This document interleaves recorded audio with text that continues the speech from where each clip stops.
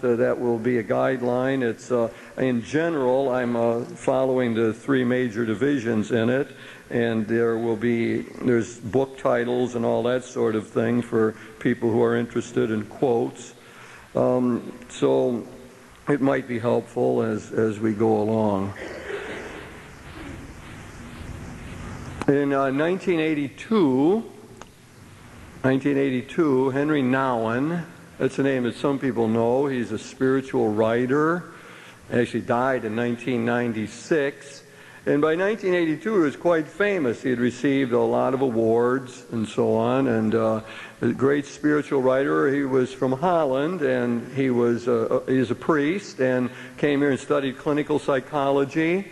And then he wrote a lot of books using psychology to try to understand the spiritual life. He's a charismatic speaker. He was a natural actor. He loved to get up in front of groups. And I suppose there's some people here who've heard him talk. And at the same time, he lived a very difficult inner life and a lot of loneliness and turmoil and anxiety and so on. But in 1982, he went to Peru to take some classes from Gustavo Gutierrez, who's known as the father of liberation theology. And Gutierrez was very interested in talking about spirituality from the viewpoint of the poor and liberation theology and the bad situation that people were living in his country. Well, Nouwen was very taken by listening to Gutierrez's classes and also interacting with him personally.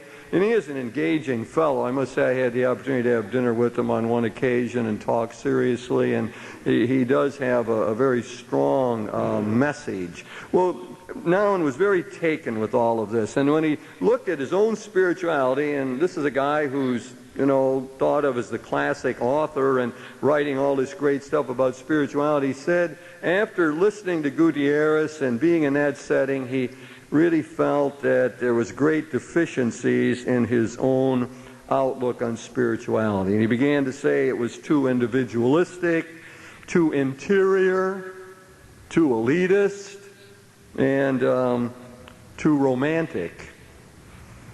Well, I'm interested in pursuing this line of thought by now, and in fact I think of this lecture tonight as sort of an invitation to follow the path of Henry Nouwen, and to take our own spirituality as we know it and experience it and see how it would be enriched when we think of it in terms of the work of justice, when we bring into the mix the kind of things that Gustavo Gutierrez has to say, when we bring liberation theology into our outlook. So it's an invitation to take what we've got and see if this journey that Nouwen made himself wouldn't enrich us, broaden our outlook, deepen our spirituality, perhaps challenge us in serious and radical ways. That's the invitation of this evening. And my talk is an effort to explain, well, why we should do that, and to suggest some ways in which we would think about theology differently if we did, and some of the shifts or accents that this journey would indicate in our own spirituality. The Greek philosophers said if you wanted to know what a virtue was all about, you would find a person and watch them. If you want to know what justice is, you find a just person and observe them to see how they operate. And that's what I want to do tonight. I want to raise up for us a number of figures who I think found a way to bring spirituality and justice into dialogue and found a richer life for themselves as a result. And one can't talk about anything these days without doing it from the perspective and in the light of September 11th. I was talking to a priest friend this morning who told me that everything seems different to him right now. There's a whole new set of questions that he's wrestling with, new perspectives that he's trying to work out, new kinds of questions. that are in his mind. Nothing feels the same to him, he told me this morning. And I think that's true, as people know who have been gathering here in our church for the many services and talks we've had. I'm convinced it is a defining moment for our younger people, and it's very important that we weave into that self-definition outlooks from our Christian tradition and especially our spirituality. So that is where I want to go, and I want to start by trying to make this case that Nouwen was onto something and we ought to follow him. Well, you can do that from the Scriptures, and I have quotes for you there. I think that part of it is the whole idea we get in the prophets that what God wants from us is not just sacrifice, not just going to Mass, not just liturgy. I hate your feasts, Yahweh says in the book of Amos. I hate your feasts. I hate your liturgical celebrations. To the melody of your harps I will not listen, but let justice roll and flow like waters and righteousness like an everlasting stream. It's typical of the kind of thing we get in the prophets. And then there's all of that, those liberation themes that we get in the story of the Exodus. God sends his ambassadors to Pharaoh with one message: let my people go. People are oppressed.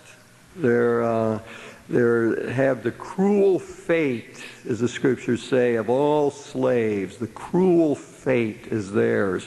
And Yahweh says, let my people go. Well, we find in the New Testament as well, we find the striking stories of Jesus. Think of the guy's got a successful enterprise going, he builds the bigger barns, and God says, this day your soul will be required of you. It's sort of a chilling kind of approach to the idea of justice and how all of that plays out. There's one statement that theologians keep going back to, and spiritual writers, that really sort of cements the case for many of us. In 1971, the bishops of the world gathered in a synod. They produced a document called Justice in the World, and they said this: action on behalf of justice and participation in the transformation of life, of the world, fully appear to us, the world bishops, as, and this is a key word, a constitutive element, constitutive dimension of the preaching of the gospel. Or in other words, the church's mission for the redemption of the human race and its liberation from every oppressive situation. Justice at the heart of what Christianity is all about. Not a peripheral element, not something you can take or leave, but an essential part of any Christian spirituality, any effort to preach the gospel. Well, there's a lot of warrants, a lot of arguments for saying this. It is that invitation to say Henry Nouwen was on to something, a spirituality that neglects justice, that neglects the work of liberation, is missing something. It is, as he says, too interior, too individualistic, too elite, too romantic.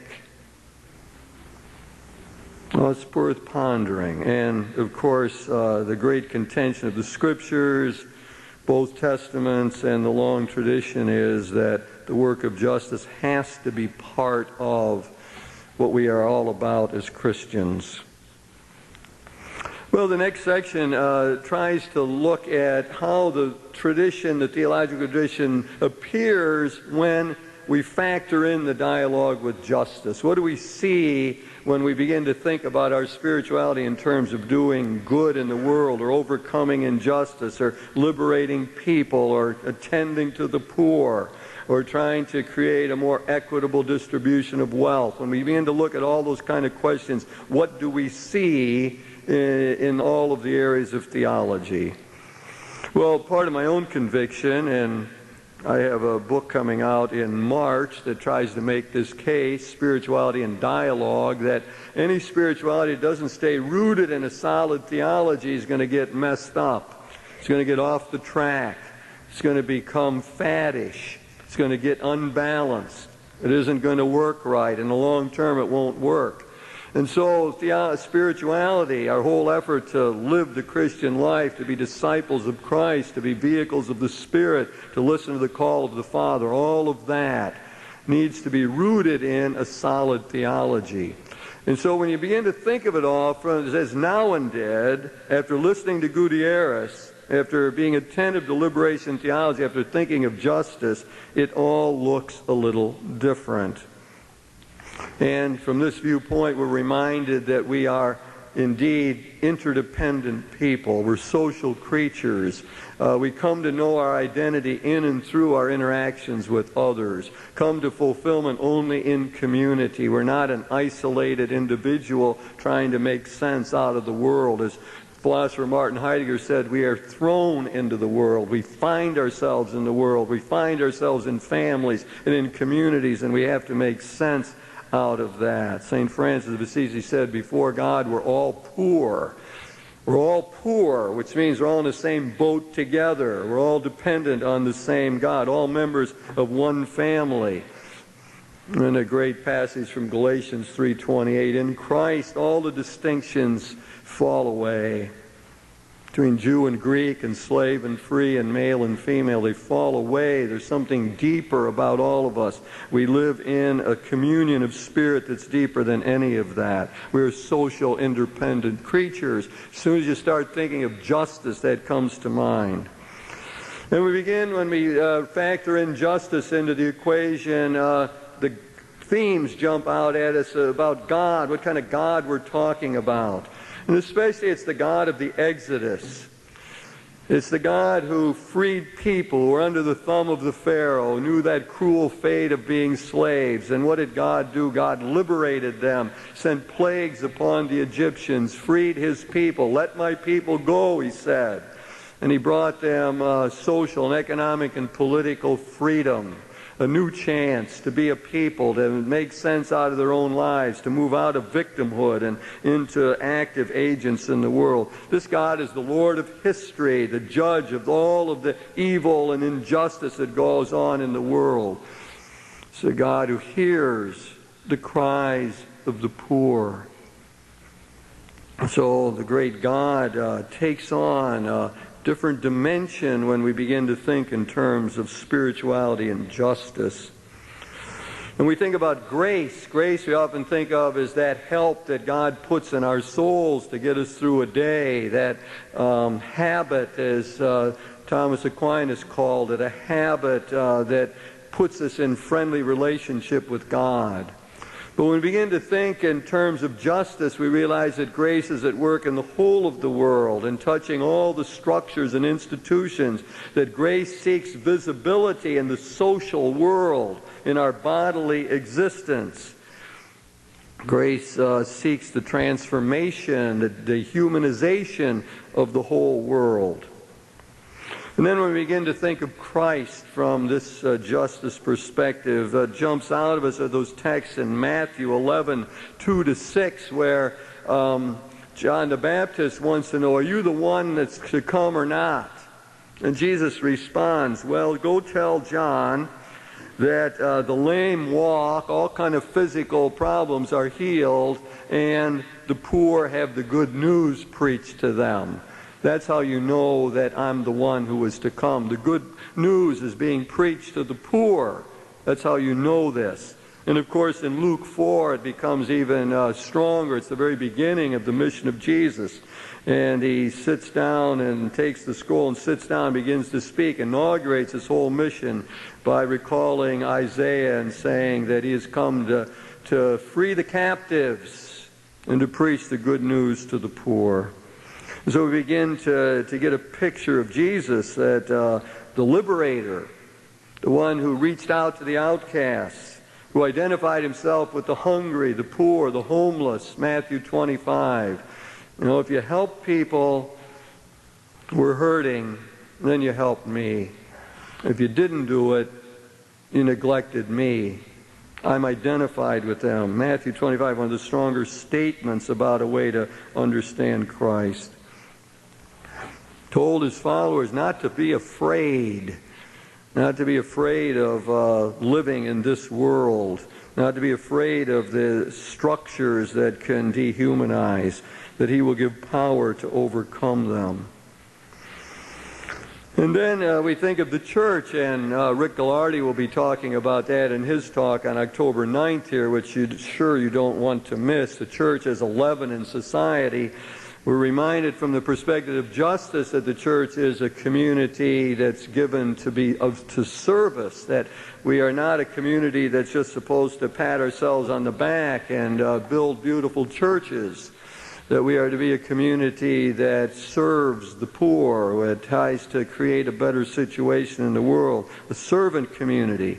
And part of what we're supposed to do as a community is to keep alive the dangerous memory of Jesus. One of Karl Rahner's best friends and disciples, Johann Metz, talked in that way. Metz said, that's what we need as Christians, keep alive the dangerous memory of Jesus. And why is His memory dangerous? A lot of times we think, it's comforting. Jesus' memory is comforting. In the name of Jesus to give solace, keep us going, and so on. But Metz said, no, it is dangerous because He challenges us to change our ways, because He calls upon us to try to create a better world, to fight against injustice, to overcome the oppressive structures in the world. It's dangerous to follow that path of Jesus. You can get in trouble. People might not like you if you speak about peace at this time in our country's history. If people raise up gospel values this time in our history and talk about reconciliation or peace or nonviolence, then people won't like that. They will get mad at you and say you are unpatriotic. The memory of Jesus is dangerous if we take His message seriously about what He said of reaching out to the poor. It's in the church that we remember what kind of person Jesus was and His own efforts to bring those on the margin into the mainstream of society. And the church always stands under the judgment of Jesus and His teaching and the gospel. There's that chilling notion in the documents created by the church itself that says, church, if it wants to preach about justice, must indeed practice justice itself, or else we lose our credibility. And when we think about morality from the viewpoint of justice, it's not just loving our neighbor, it's not just giving food baskets at Thanksgiving, presents to the poor. It has to do with dealing with social sin, with unjust structures. Social sin is a very important reality when we begin to think in these terms. We often think of sin as personal, things that we do that's wrong, that somehow we violate our conscience or fail to love. That's our standard way in traditional theology of thinking about sin. But when we think about justice, then we raise up the question of social sin, and we realize that personal sins have an influence on institutions, that evil gets embedded in systems. Systems themselves can be oppressive. And when systems are unjust, it creates what we call false consciousness. It means that we don't see clearly. There's elements of the gospel that we're blinded to. The thing that keeps coming back to me lately is that display they had of the photographs of lynchings in the South. And I didn't see them personally. I read about them, saw some pictures and so on. But it's just taken me. It's the idea, I mean, this is false conscience at work. And people took pictures of this. They put them on postcards and sent them to their friends. They have picnics while the lynching is going on. They're laughing and kidding around about enjoying the whole thing. A lynching of black people in the South. And they're proud of it. They're putting on a postcard and sending it to their friends, a picture of a lynched black person. That's false consciousness. These are Christian people. They were in church the day before, or maybe that morning before they had the afternoon lynching. It's chilling. Someday people are going to sit around and talk about us. They're going to say, you're not going to believe this, but there were people, Christian people, who go to church and supported capital punishment, who thought that it was proper to kill people. They didn't understand about how you could rehabilitate people. They didn't understand how you could help people out. They just were blind to it. It's amazing. They'd vote for it. I believe that someday Christian people will sit around and look and say, how could the people have ever thought like that? Like we sit here and say, how could people have ever been into lynchings like that? I believe that will happen. I put that forward as an example of false consciousness that flows from social sin, from institutional evil. And when we think about liturgy in terms of justice, we're reminded that the gathering in the Mass is supposed to prepare us for action in the world. That at Mass we come and there's to be no barriers. I love this church. I love this architecture. I love it that we're all on one level as we celebrate the Eucharist. I love it that the presider's chair is there. My favorite part of the Mass is when we bring the gifts up. And I'm sitting in that chair with everybody else. The gifts are sitting there all by themselves on the altar. And it's clear it's the common offering of our whole people, the whole assembly, a universal priesthood, that it's an inclusive kind of thing. That was the architecture of this church. A leitmotif came from Hildegard of Bingen, that we're encompassed by the circle of divine love. When we gather for Eucharist, that's what we try to remember, and it means that we then have to take that message into the world and try to tear down the barriers that divide people and build bridges that can bring people in. We have to try to create an inclusive sense in the world as a whole. That's part of what Eucharist liturgy is all about. And of course, the great portrayal of that is on Holy Thursday when we gather for the Lord's Supper and we read the Gospel, not of the institution of the Eucharist, but of the washing of the feet. Jesus the servant says, now you go do what I have done. Go wash the feet of others. And finally, our eschatology, our hope, from the viewpoint of justice, is that all the wrongs will be righted, that the final word will be yes, that history will reach its conclusion, that there will be a collective gathering in the great kingdom, the heavenly banquet, when all of the oppressed and the poor and those who suffered in the world will come into the reward, and where there will be no more tears for all of those persecuted and dispossessed. There will be a righting of all those wrongs somehow, in some mysterious ways. That the whole creation, as Romans 8 says, will share in the victory of the sons and daughters of God. Well, that's my effort to sort of say, if you bring justice into the equation and ask ourselves what our faith is all about, those are some of the nuances that come forward. Some of the whole idea of ourselves and God and Christ and the church begins to look different from that perspective.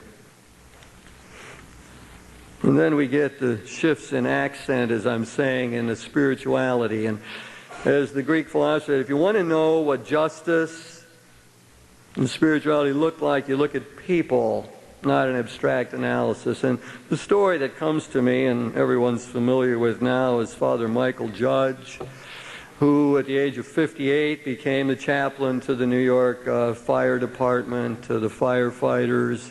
Took it very seriously. Lived in a Franciscan house right close to one of the firehouses, and took his job very seriously. We heard people in his funeral, televised nationally, get up and laud him, and firefighters saying how much he was important to them, and their wives and spouses saying he just touched us in special ways. We felt better when we were around him. The firefighters invited him into their circle. Some spoke about how he went and visited their older relatives in the hospital and spent hours with them. And then on September 11th, he heard the news. He went and changed into his firefighting uniform and garb. And when, as it's commonly said, everyone else was fleeing from the Twin Towers, he went in there. One of his fellow firefighters had been injured, finally killed by a falling body, someone jumping out. And Father Judge went to anoint that person, the last rites, and while he was doing that, hit by debris and killed. And then the New York Times carried that poignant picture of 4 or 5 of the firemen picking him up and carrying him to a local church and putting him on the altar with his uniform. What is this saying? What is the larger message? I find it interesting the way the firefighters have become heroes, and they're asked to come to football games and honored and so on. I think what we see in all of this is this whole idea of solidarity. There's something about sharing suffering and danger that brings people together.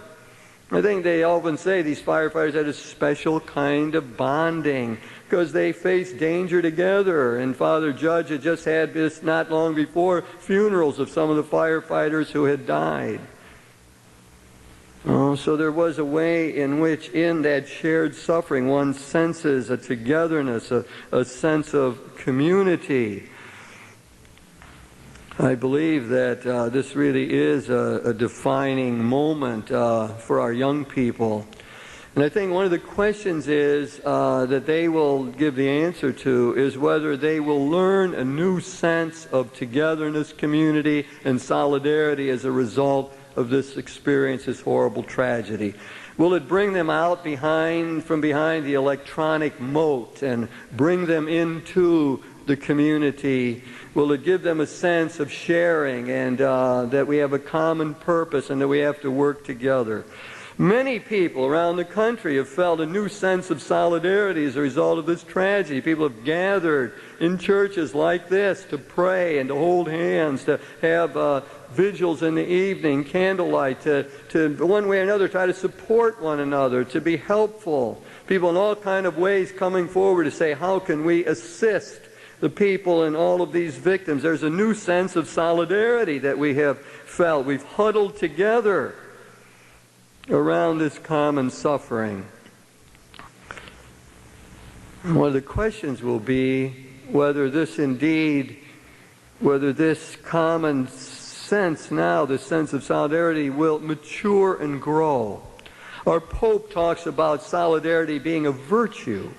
It's very interesting. That's not in the traditional list of virtues, solidarity. A virtue means that it's a natural inclination to do what's right. A virtue is like a second nature.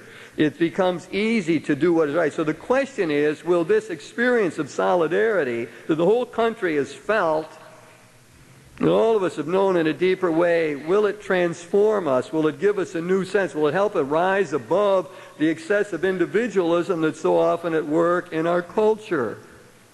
Or will it move us out and realize we're responsible for one another? We need to share that we need to grow together. Will it become a virtue, an acquired inclination to reach out, to be in harmony, to share with one another, to be compassionate? Part of this is in sharing the pain. And I think there's a great caution in that. I come back to a line in Alexander Solzhenitsyn's book, One Day in the Life of Ivan Denisovich.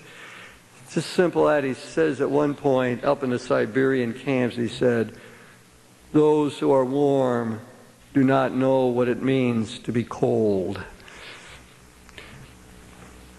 I think there's a caution in this solidarity. I mean, that people grieve alone. There's degrees of suffering. I think there's a way in which solidarity has to have a realism about it, a sense of limitation of how much empathy we're capable of, how long we can sustain it, how deep it can be. The call of the virtue is to continue to try in one way or another to establish our togetherness, to participate in common events, to feel a kinship of spirit, somehow respect one another. The question will be, is September 11th, which is important for all of us and a defining moment for the younger generation, is it going to give us a spirituality that is more communal, that's more in tune with solidarity and is somehow less individualistic? Next, I want to talk about Thomas Merton, one of the figures on our wall back here, and sort of an obvious person to include, an obvious person to watch, to see what justice means. We sort of know the story of Merton, I suppose, 20th century person. His mother died at a young age, and he sort of bopped around in various places. He spent time in England. He fathered an illegitimate child in England, came back to New York, sort of lived in the fast-paced New York scene. At some point, it all changed. He was converted. He didn't want that life. Needed to do something. He had to become a Trappist monk. He wrote a book, Seven Story Mount. It was on the New York Times bestseller list for a long time. Captured the imagination of people in the world. He's converted. Going to go to a monastery. Get away from that fast-paced life that he knew. Get his spirit quiet. When they closed the doors, when he went in the monastery, they closed the door, and he said, now they closed the door, and I'm now imprisoned in my new freedom. He was now enclosed. Feared his own passions. He feared his own inner life.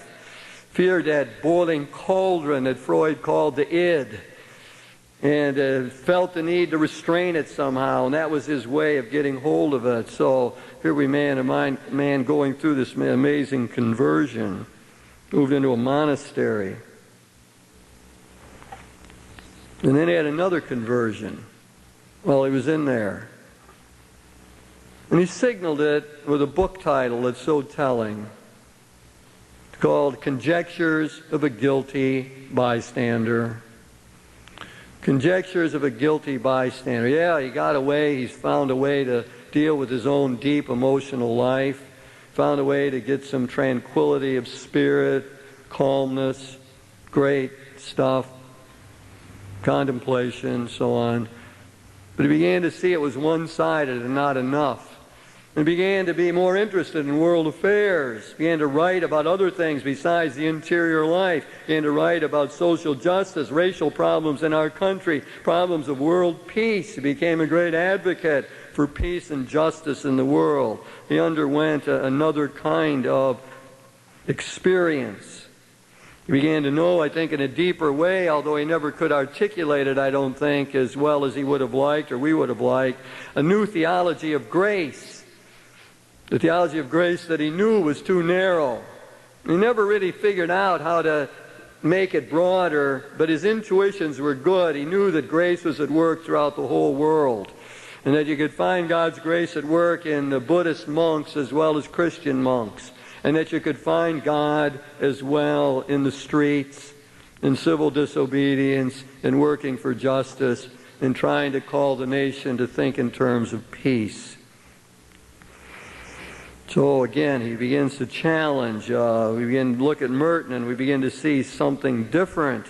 It's a call out of, as Nouwen said, the spirituality that he knew in the United States was too interior, too focused just on my soul, on getting my own heart quieted, in finding this inner tranquility so that I can make it through stressful days. And so that I can have some self-confidence to respond to my world rather than react to it. We recognize that as a beautiful and good thing, and something a lot of us would wish we had more of. And we want to pray more and contemplate more and develop that inner life. But from the perspective of justice and the journey of Nouwen, we begin to see something else. And what Merton tells us, that this spirituality has to do as well with bodiliness, with cultural values, with societal organizations, with political structures, with geopolitical situations, with terrorism in the world, with military might, with what it means to be the world's only superpower.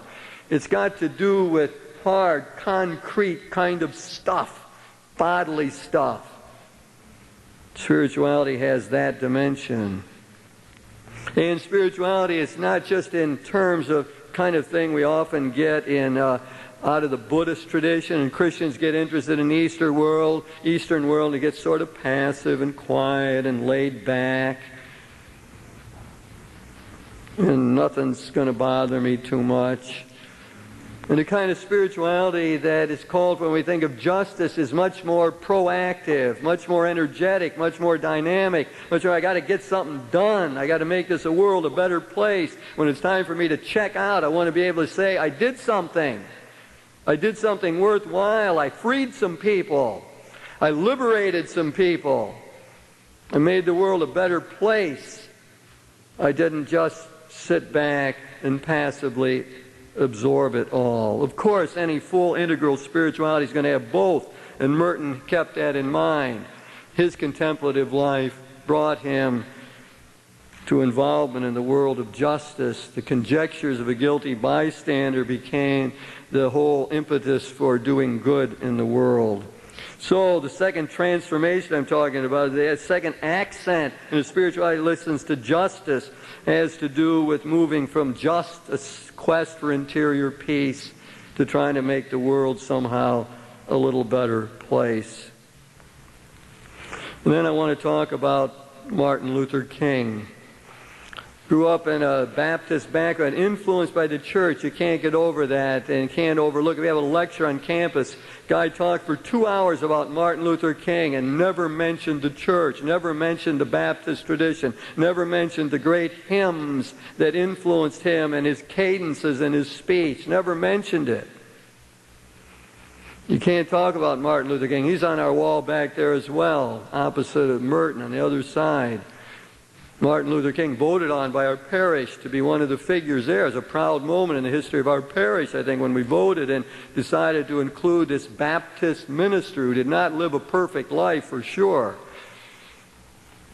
He had his own clay feet, and yet voted him to be one of the people on the wall there. So Martin Luther King is another person I want to observe in following the path of Nouwen and bringing justice into the world. We observe people.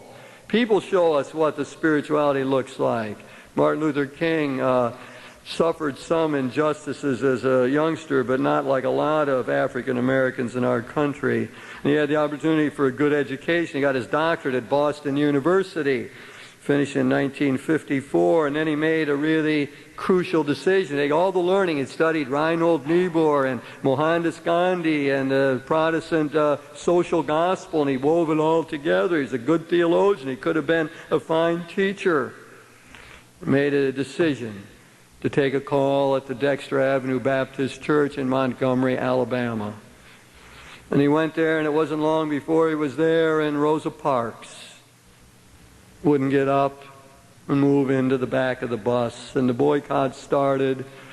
And Martin Luther King became the leader of that. And the first gathering, public gathering, he was chosen to give the talk. And he had very little time to prepare that talk. And he gave one of the great talks in the whole history of the United States.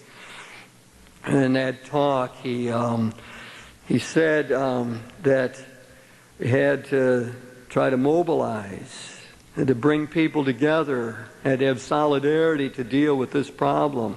And then in one of the most brilliant moves he ever made, and that he carried on throughout the rest of his life, he said, if our cause is wrong, then the Constitution is wrong, and Jesus is nothing more than a utopian dreamer. And you see what he did? See what he did? He combined national ideals and the gospel. He brought into dialogue the ideals of our country with what the gospel says. He found a way to develop what I call an indigenous liberation theology. Got collections of books on liberation theology. Got Gutierrez and Leonardo Boff and all kind of people, and no chapter on Martin Luther King often. He's one of the great liberation theologians of our time. He's an American, and he's out of our roots. He did that, the great speech, I have a dream. It's all cadenced with our symbols. It's all filled with the things that resonate with the American spirit. He found a way to bring the gospel into dialogue with American culture, and he always understood that the cross was judge of that flag. So he's a wonderful person. Gutierrez wrote a book called On Spirituality. We drink from our own wells. It's a quote from St. Bernard of Clairvaux. Drink from our own wells. And what the statement means is that everybody has to develop their own spirituality. Everybody has an experience of the Spirit within. All of us, especially those who are trying to be Christians, we have some sense of Jesus and our relationship with Jesus. That's our own well. The living water that comes from that is the Holy Spirit. We must drink from our own wells. That means that we can't always be borrowing spirituality from Latin America. Can't be borrowing it from other places. People who live in the world can't be borrowing a spirituality from priests. Married people can't be borrowing a spirituality from celibate priests. People who live in the world can't be borrowing a spirituality from people living in monasteries or convents, Thomas Merton, or anybody else. We have to drink from our own wells, and Martin Luther King understood that. He understood that he had to tap the experience of his people. Why was he effective? Because he was able to articulate what people were feeling. They were tired of injustice. They weren't going to put up with it anymore. We drink from our own wells. Martin Luther King teaches us that. He teaches us that a spirituality that's going to make sense today, that factors in justice, has to have a worldly aspect. It has to have a secular aspect. It cannot be simply developed in a monastery and somehow applied. It has to come out of what people are experiencing. That's why we got this crucial defining moment. Not defining for us older people, but for our young people it is. And the question is, will they drink from their own wells? Will they find their wells enriched by what the experience and wisdom of older people who lived through Pearl Harbor or through the assassination of John Kennedy, who have dealt with the Depression? Will that factor into it? But they still have to drink from their own wells, as Gutierrez says. Well, Martin Luther King, is a great example. We see somebody not perfect, but someone committed to the works of justice. And it's a great thing. Right after he gave that talk and through that whole Montgomery bus boycott, it lasted over a year. It was the darkest day. And as he was going along, that November 13th, and he was just about ready to give it up, and the Supreme Court decided that the laws that said could segregate the buses was not legal and so on. Where'd that come from? One day, Martin Luther King couldn't sleep, restless. His house had been firebombed, terrible threats against his wife, his children. He went down into his kitchen, and he heard a voice inside of himself. Martin Luther, stand up for righteousness. Stand up for justice. Stand up for truth. And he interpreted that as the Lord himself talking to him. Stand up for justice. And so that's the kind of thing that strengthened him and was able to keep him going through all the dark days and all of the difficult times that he had. That's worldly spirituality, still rooted in the encounter with the Lord. Next thing we want to deal with here is this, from a romantic idealism to a hopeful realism. As you can see, I'm picking up on Nouwen and the various suggestions he had of a way he was enriched by factoring in justice and listening to the liberation theologians. He said his own spirituality was too romantic after he heard Gutierrez. Too romantic. So I picked another figure who happens to be on our wall on the back there, pictured as a young woman, Dorothy Day. That was in her socialist period there. Dorothy Day was born in Brooklyn and went to the University of Illinois, studied there, very involved in socialist movements, communist tinge to them, sort of romantic in a sense. And then she goes to New York and she gets involved in other things, especially women's voting rights. She goes to jail on a number of occasions and so on. She was married and divorced, and she got into another relationship living with a man. And she had a daughter, Tamar, in 1927, and she decided that she wanted to have her daughter baptized. Where they came from, it's hard to know. Very little to suggest that she would move in that direction. She wants to have her daughter baptized. And the man she's living with won't have it. Forced her, and it breaks up the relationship. She loved him deeply. This is no minor matter. She's going to have her child baptized. This breaks up the relationship. He leaves. He's not going to be part of it. She's alone. Single mother. The man of her life, love of her life, gone. And she decides herself that she will be baptized and enter the Catholic Church.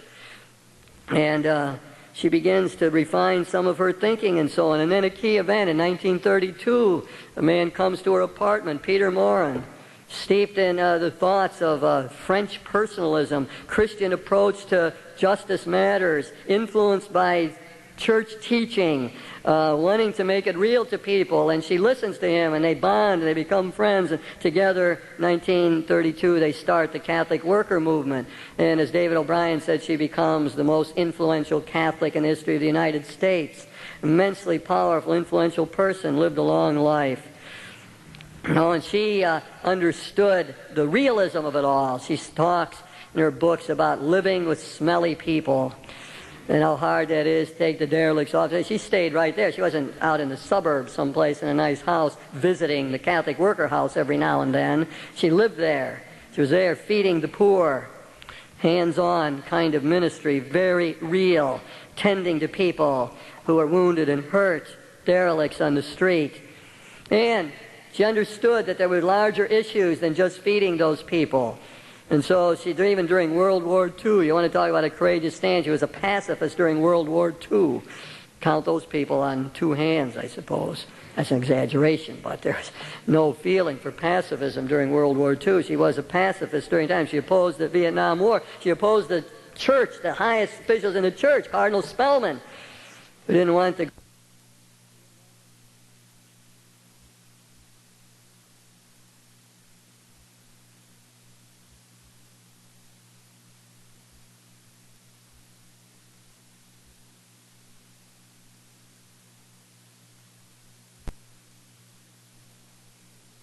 unionized, and she took the side of the grave workers to get them unionized. So there was no fear, but it was all gritty, smelly, harsh. As a young woman, she had read Dostoevsky's Brothers Karamazov, and she loved the line that Father Zazima says, that love in action is a harsh and dreadful thing compared to love in dreams. No romantic piety here. Love in action is a harsh and dreadful thing, Father Zazima said. It's one of the biographies of Dorothy Day. Harsh and dreadful love. And that became her own touchstone. This is a messy business. You get hurt doing this. You get wounded. People don't like it when you stand up for the gospel. When you work for justice, it is a difficult matter. A movement from a romantic idealism to some sort of hopeful realism. Our popular spirituality is often swung, as I say, from a sort of heavy, deadening moralism, like it's a bunch of rules that we have to keep, and it's terrible. It keeps me from doing what I really want to do, heavy stuff, laws, to some sort of a pendulum swing where we began to talk about the faith as being sort of a matter of balloons and bubble gum, as everything's beautiful and nice, and we're going to talk about the resurrection, and we'll wear white garments when we have funerals. I can't ever talk about that without thinking of the woman who came to me and depressed, and she tried to commit suicide many times. I talked to her over and over repeatedly, and finally one day it blurred out, they wouldn't let me grieve. I said, what do you mean they wouldn't let you grieve? The funeral of my husband was terrible. Kept saying all these happy things. There was no voice for protest at my husband's death at a young age. There was no room for tragedy. There was no room to grieve. They didn't let me grieve, those church people. Oh, I can't ever talk about that without coming back to my mind, I guess. It is a question of a sense of tragedy, the dark side of life, the cross as being part. We are people who believe in the Paschal mystery. We think Good Friday and Easter Sunday have to go together. There's a dialectical relationship. You got a pendulum swing, you're only briefly right. Swing between heavy moralism and some sort of romantic idealism, you're only briefly right. And so we get in Dorothy Day as a dialectic, fruitful tension between sober realism about what it means to reach out to the poor in a concrete way, what it means to protest militaristic policies, the kind of ways you will be suffered and be looked down upon. That and a hope always that God was at work in the middle of it all. Tragedy. To factor in the tragic dimension of life. I intend to say a lot more about that in the weeks ahead and think through what does it mean to say there's a proper sense of tragedy in life. Well, next, from a general search for self-fulfillment to discipleship of historical Jesus, I have our friend Gustavo Gutierrez in mind now. Gutierrez, short fellow, had polio when he was little, walks with a limp. He's in France right now. I just tried to call him to talk to him. It's in France. He's going to be start teaching at Notre Dame in October. Wonderful man, a powerful figure, the father of liberation theology, and it goes something like this. He studied in Europe, same kind of people that some others in the room have studied, Karl Rahner kind of stuff and all of that. And he went back to Lima, Peru, where he was a pastor. And he took all of that contemporary theology, liberal Catholic theology, and it didn't work. It didn't work. Couldn't preach to his people. These are the poor people in Lima, Peru. People are down and out, oppressed. They got nothing. They're in terrible shape. And in one of the great insights of the 20th century, Gustavo Gutierrez figured out why pastorally it wouldn't work. He figured out that those theologians like Karl Rahner, they were writing to try to reach non-believers, skeptics, people who poo-pooed the faith. People Schleiermacher called the culture despisers of religion. I wrote a whole dissertation trying to figure out how to reach out to those kind of people. And Gutierrez figured out that wasn't how the people were in front of him. People he was dealing with, they weren't non-believers. Problem was they were treated as non-persons. Their experience erased from history. They didn't count. They couldn't get anything done. Couldn't make it happen. Couldn't get water supplies when they needed. They were treated as non-persons. And Gutierrez realized you have to look at them in a different way. There's elements of the gospel you're going to see different. And what he saw clearly is we look at Jesus the liberator. And we want to look at all the concrete encounters that Jesus had with people. And the way he freed them up one after the other. Gutierrez loves that story in John 1, 35 to 42, where Jesus, the Baptist, says, "There's the Lamb of God." And they begin following Jesus. And Jesus says, "What are you looking for?" And they said, "Well, where are you staying?" And Jesus says, "Come and see." And they stayed with him that day. And then a telling line. It was 4 p.m., 4 o'clock in the afternoon.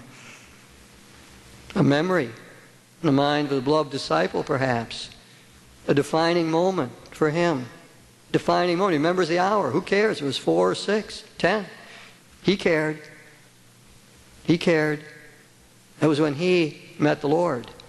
That's when he understood what Christ was about. That's when he began to follow. That was his beginning of discipleship. Just like our young people will tell their kids someday. On September 11th, I first heard at 9:30. I was in my residence hall. Nothing's ever been the same since. They're defining moments. This is a defining moment. All the encounters with the Jesus Liberator, defining impact on people. The man born blind, woman at the well, Mary Magdalene after the resurrection. All these people touched. And that's what Gutierrez says. There's our inspiration. There's what we have to work at. We're going to work for justice. We do it as disciples of the Lord. We'll meet Christ in the poor. We'll meet the Lord in trying to be in solidarity with those who are less well off than we are. We'll do it when we try to help those people, when we try to empower them, when they help them to become agents of their own life. That's when we'll have our own encounters with the Lord.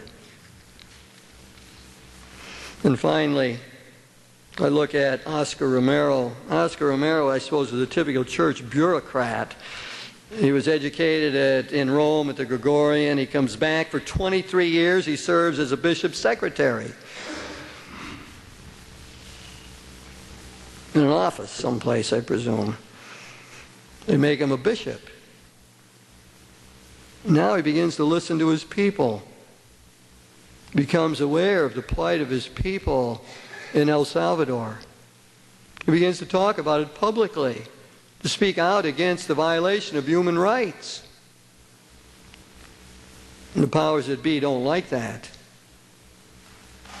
And he realizes that he's in trouble, and he tries to make a difference. He writes President Carter and tells him, stop the aid to the government that's used for these death squads. Stop that.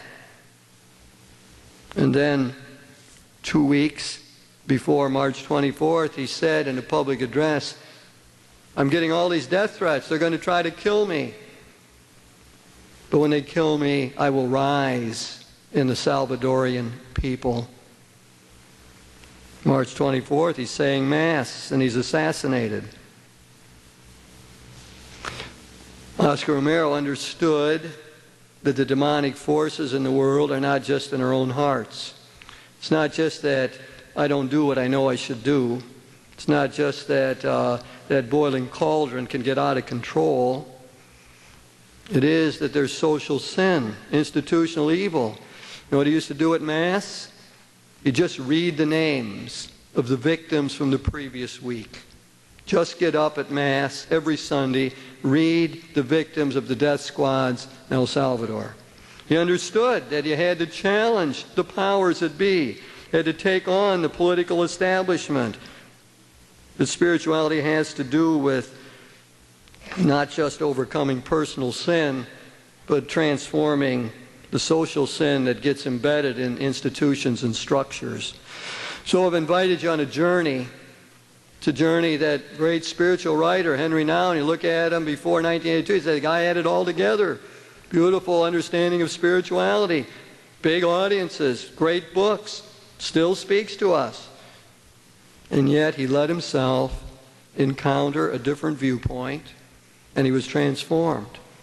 He listened to the voices of the poor, and he saw something deeper about spirituality. And he realized that his own approach was perhaps too individualistic, too romantic. And he changed and began to see it in a new way. That's the invitation today, to look at those great figures, from Oscar Romero to Gutierrez, Dorothy Day, Thomas Merton, and Father Michael Judge, who speaks to us of the essential solidarity we need at this time. We're going to do what we usually do, and that is break, and people can leave easily. And if you're going to go, then if you leave the church, we'll have questions in just a minute or two. And don't miss the next lectures that are coming up.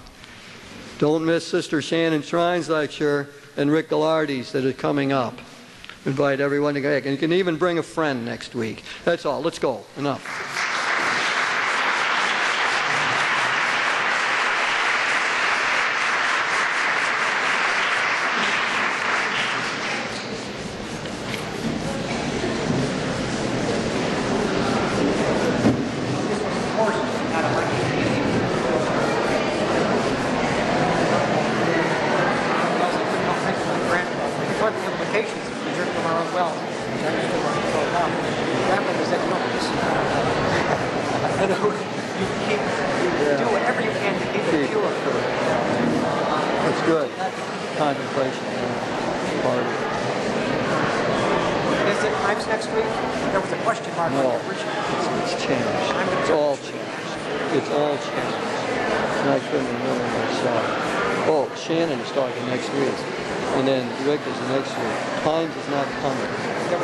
John Shea. We have John Shea to take his place.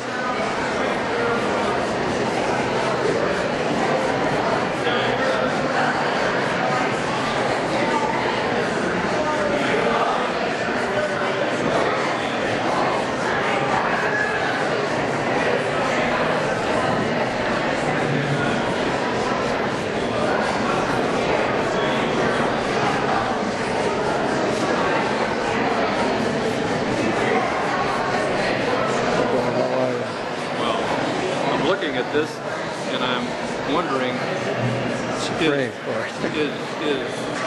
what my question to myself was, is this an unpublished or a published decision?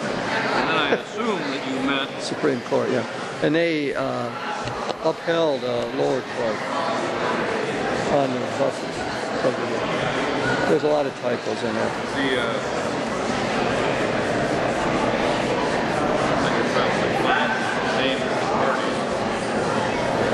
In that case, yeah. Well, landmark case.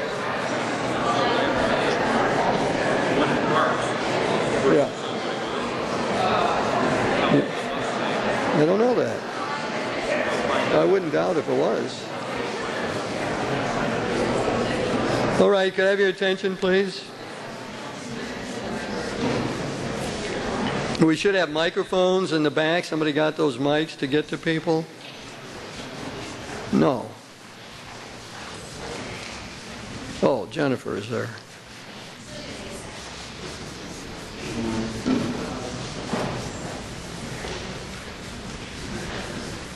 Hit it and see if it's on.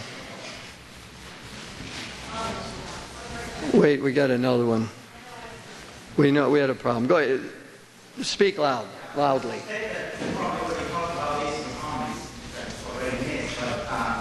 Meditation is very novel. As a younger person, after that, how do you factor in this collective consciousness, you might put it away, of people for this need for vengeance, face pure evil, like Yes. The question is asked, thinking of the young people and how to deal with the impetus towards vengeance that's in the country, and in many ways, I think, understandable. I believe that we have to keep confronting them with the gospel, that we have to speak out. We have to say there's a gospel perspectives that we have to look at. I think we have to realize that this defining moment for them is going to take them a long time to process. We got a lot of shots at this thing in a way. This is not going to happen quickly. I think we're only going to understand the import of this a long way down the road. So we have to keep coming back to it, I believe, and telling them, you gather for church, your faith makes a difference in everything you do, in your studies, in your career. Everything about your life is influenced by that, including how we respond to this tragedy. And this time, it's not just superficial. I mean, this is serious. Obviously, they're going to go back to watching television. They're going to go back to everything they did before, except take longer in airports or something. But there's something different. And will that difference include Christian perspective? So I think we have to keep repeating it. I think parents have to help their kids with that. I think church people have to be willing to talk out and be courageous in saying, what does the gospel mean today in this? God, as I used the phrase before, the cross is always judge of the flag. You can never have just a pure patriotism unconnected as a Christian with what the gospel says. There isn't any such thing. You can't. And I think you probably could say that in this time in our history, when you have all of the hurt and all of the anger, it's probably greater temptations than usual to fall into some sort of uncritical nationalism. I think that's a given. And therefore, it takes courage and it takes endurance and to keep trying to say something about what the gospel means in this. Now, that's hard. I mean, nobody knows exactly how to do that. But, we took advantage. I know churches, I had dialogues with Protestant ministers and others on the Sunday when the gospel was the prodigal son, right after the tragedy. Many said they weren't going to use it that Sunday. They were going to change the gospel. Well, we decided, and our staff decided this here, we would not change the gospel. We would keep the prodigal son story, which is a whole story about forgiveness. Well, my own sense was that almost no one was ready to hear that yet, but it was important to say it, like to file it away. You know, you could bypass it and choose something else to talk about. I just am remembering there were people in the group that said they were going to change the readings. In the one lectionary, the first part of Luke's chapter 15 is in there and the prodigal son isn't. So there were some churches that didn't have that option. So I should be fair about that. And I didn't mean to carry that. I meant to say it. We talked about prodigal son story. And that's all about forgiveness. And how do you bring it into the mix of a situation so volatile? And there was such strong feelings. So I'd say courage on the part of church people is part of it. Trying to engage the young people in conversation. We had wonderful discussion on September 11th in the evening after we had a service, and after the service we had a discussion. And I mean, the voices were there. There was a person there saying, all what you're talking about, get them out of the country. Deport them all. We don't want them in the country.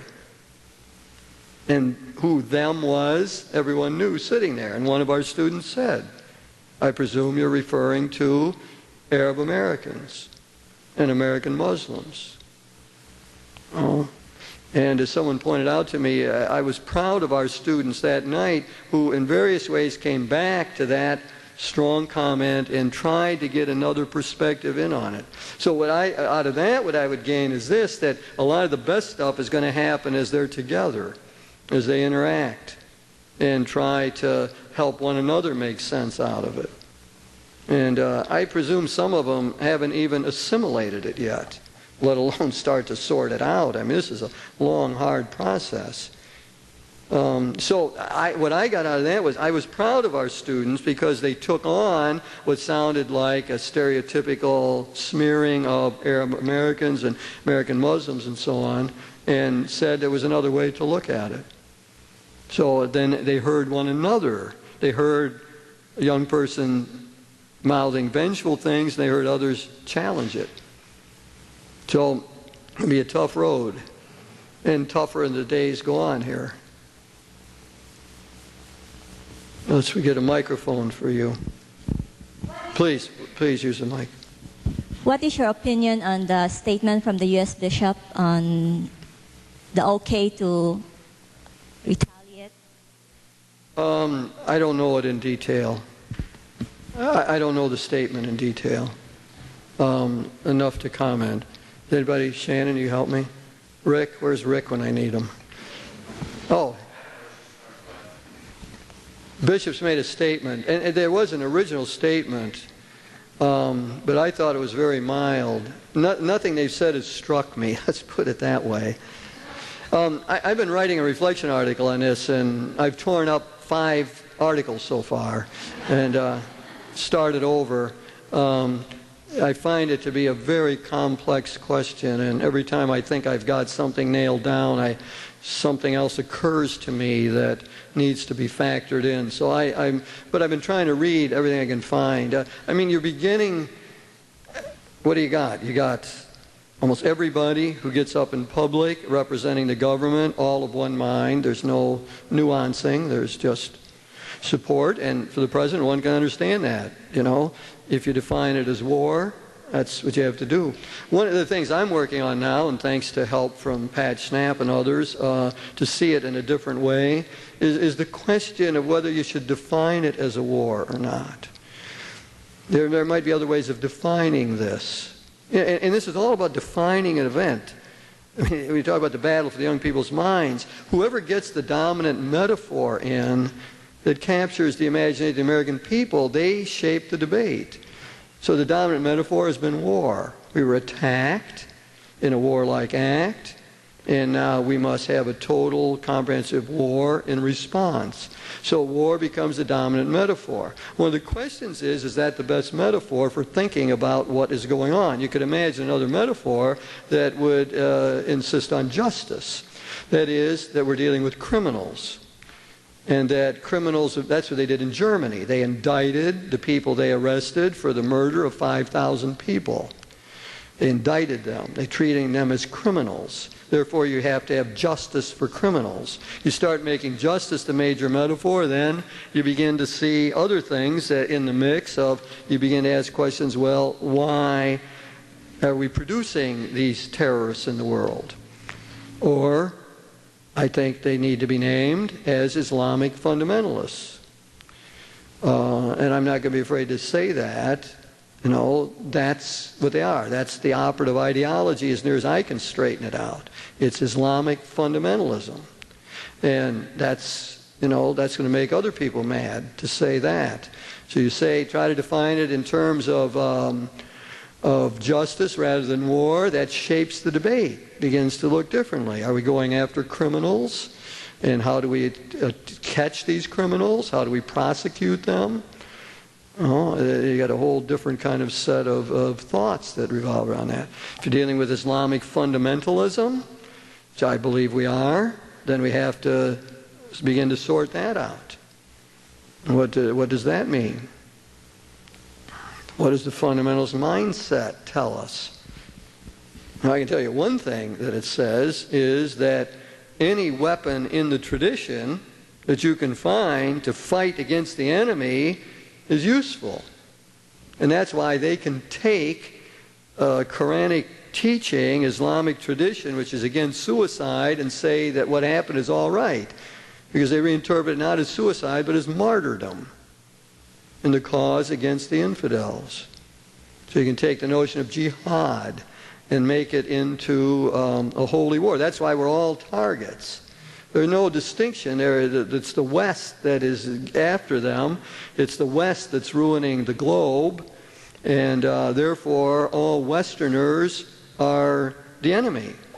So in their mind, there's no distinction between military personnel and civilians. So you get a whole fundamentalist reinterpretation of the Islamic tradition. I forgot what the question was. Yeah. The bishops. The bishops. I haven't seen any telling statement by our bishops. But I'll look.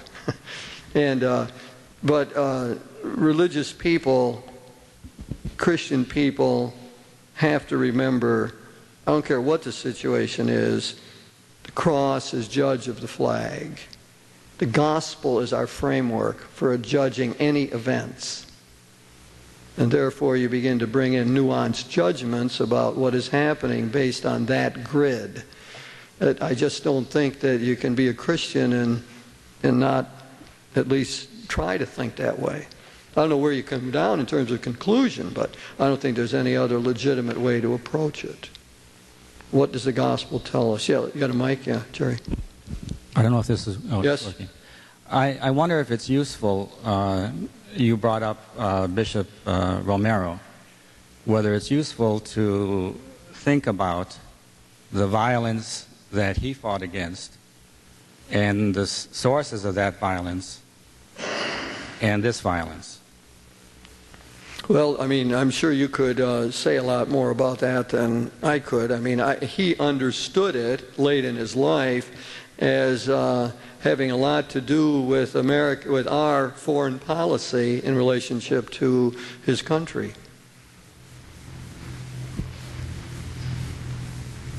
You know, that's part of the way he began to interpret the geopolitical situation. And I mean, you know, I think I think it is useful because it means that we have to examine our policies. You know, I mean, let's take that. The thing that intrigues me about the biographers of bin Laden, some of them, I think there's been a pretty consistent view that I've heard, and that is this is playing out exactly as he wants it to. What he'd love more than anything else is for us to invade Afghanistan. He'd love that. Because then it perpetuates or makes explicit his worldview. His worldview is that you got the Western world against the Islamic world. And his great hope is as soon as we would go beyond the bounds of some limitation, that he begins to get more Muslims coming on his side. And again, all the people I've heard comment that have interviewed him or have written about him say that he would love to be the martyr, to galvanize the Islamic world against the Western world. So yeah, I mean, if I took the Romero thing and applied it, maybe you'd do it in different ways, but one of my applications is it forces us to rethink our policy. Oh, and what our policy means in the world. Can we get Jerry a mic so he can make a comment? We're open to comments as well as...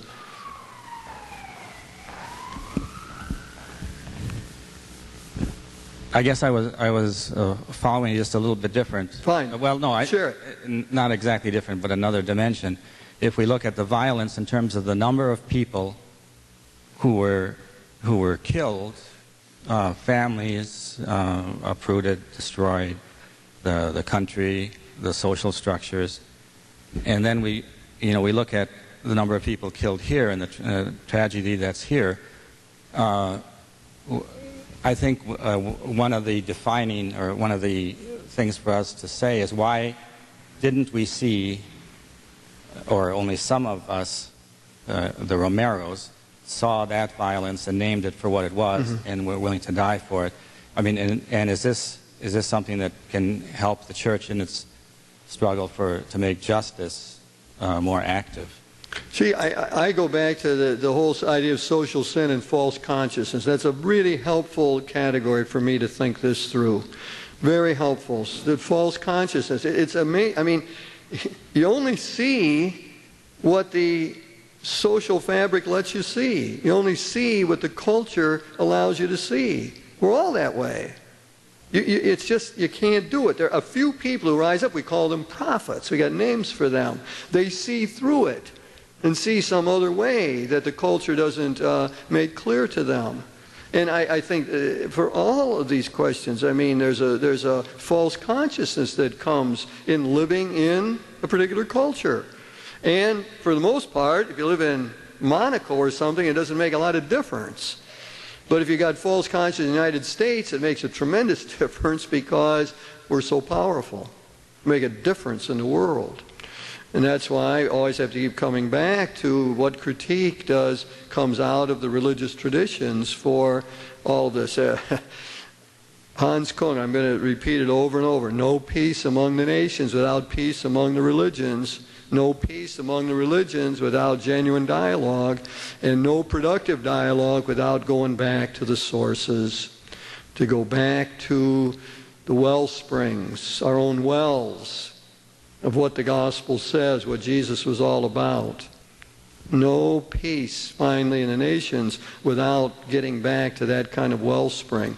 And that's, I would say, how do you deal with false consciousness? That's one way to try to think about it, to break out of normal patterns of how we view the world. Yeah, Rick? Jim, I'd like to invite you to develop a little bit more the comment that you made about the relationship between the Eucharist and the spirituality of justice. It strikes me that, almost any Catholic would say the Eucharist is at the heart of their faith. And I know you're wanting to make the case, and I would agree with you, that the Eucharist ought to form us as a people committed to justice. It ought to be one of those Christian practices that in and of itself disposes us to the work of justice. Yet, one could make the case it hasn't. Yep. And I'm wondering why. Why hasn't it worked more to form us as a people committed to the cause of justice? Well, I suggest, speaking within your own field, one of the comments I'd make is that the official documents have come late to this. It's not in Vatican II.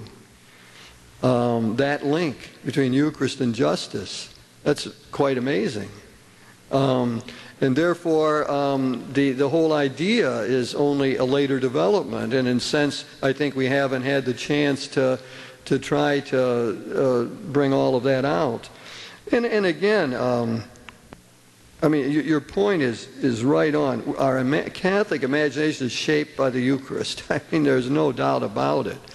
But as we know, so often it was shaped in individualistic ways, without a social dimension at all.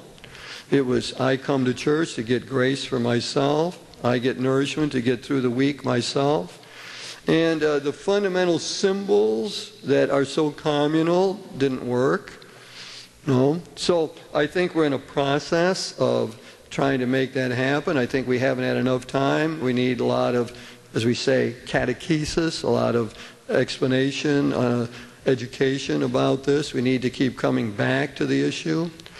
And it escapes us. It's easy. We're at Corpus Christi this academic year. We're doing the whole year focus on justice, social justice. Now, that, part of our reasoning is that you need a sustained effort at this, that you do it 1 or 2 weeks, say it, it's just not going to make an impact. Our idea is if we could keep hammering it away at it, Sunday after Sunday in various ways, prayer of the faithful, notices in the bulletin, activities for people, all flowing out of the gathering here, that some people might start to see it. Symbolically, it's there. I even changed the wording in my notes at one place that to say that it should be. It should be a place where there's no discrimination. It should be a place where there's no elitism, where we're together And I think that's good. I think there's ways in which that happens. You know, I like it that people will dress casually, and that people don't put on airs. Or, I mean, I think there's good things. I'm just thinking of our situation here. I think the architecture helps, all to create a communal sense of things. And then how do we get the spin-off? I mean, how do we get that we take the message out? But the church documents haven't been all that great on this. And so we need you people to do, ecclesiologists do more of this. There's a good article that was in Worship a long time ago on the Eucharist and justice. Is it Seaholtz? Is that how you say his name? Seaholtz? Yeah, I mean, it's a very fine article. If you're not familiar with it, it'd be a good thing to go back to. But I don't think he explains in there why we haven't been more successful, but I do think that it will take a sustained effort.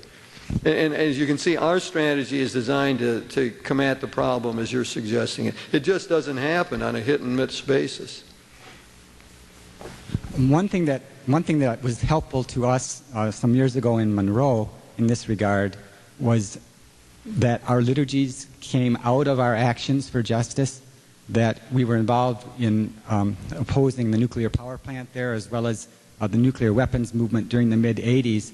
Then we would gather at the visitation barn in Monroe. It was like a multi-denominational group. And we would plan, our liturgies would come out of those actions.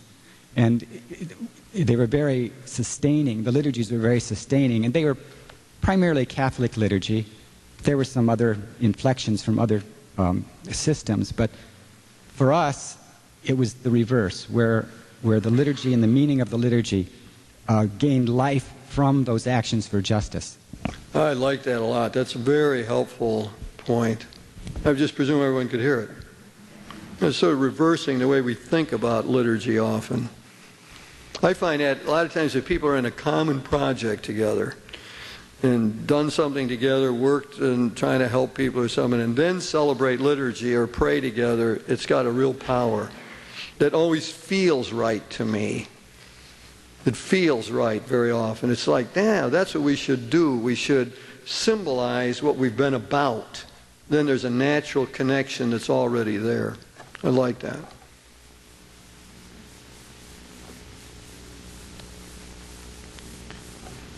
Is this a first? Ask one more question. And yeah, Marty's got a question in the back. Loudly. Or comment. That suggests that the great struggle we're having with the tabernacle and the altar, the altar is the place where we gather around. It says for a pre-stage fight we might have, well, the business we might face as a church, around this justice issue we face now. I'll tell you my hope, Marty, and I think that someone called me today and suggested that when you got massive tragedy, some things don't seem so big and important, like where the tabernacle is. You know, that's part of my own hope. A guy called me today who was at a meeting of very conservative Catholics and said that at that meeting he found an amazing openness that he's never seen before. And yeah, let me finish. We're going to go. We'll talk about it afterwards. Anyway, I'm bouncing off of it in my own direction. That when we're in this crisis situation, we've got this massive tragedy, that there's ways that we can come together and where the trivial things don't seem so important. People are telling me that in their ordinary life. I mean, why should I be fighting with her anymore? It's trivial. We'll get along.